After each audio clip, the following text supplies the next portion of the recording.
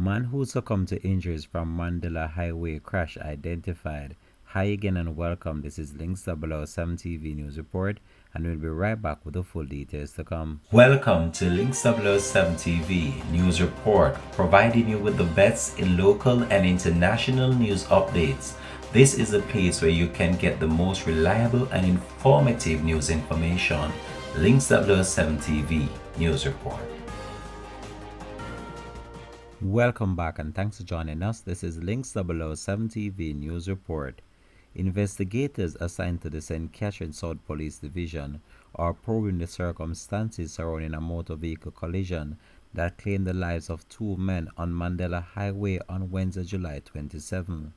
Dead is 37-year-old Kevin Muir, a taxi operator of Ivory Castle Road, Stony Hill in St. Andrew, and Mark Witter, whose biodata has not yet been ascertained. Reports from the Central Village Police are that at around 4:10 p.m., Muir was driving a Nissan AD wagon motor car towards Kingston with three men aboard. On reaching a section of the roadway, he allegedly lost control of the vehicle and crashed into the rear of a Mazda Premacy motor car that was traveling towards Spanish Town.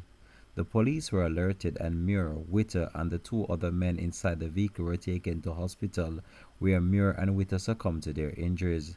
The other two men were admitted for treatment. The driver of the Mazda Premacy motor car escaped unhurt. Links 007 TV will have more details to come on this in a later newscast.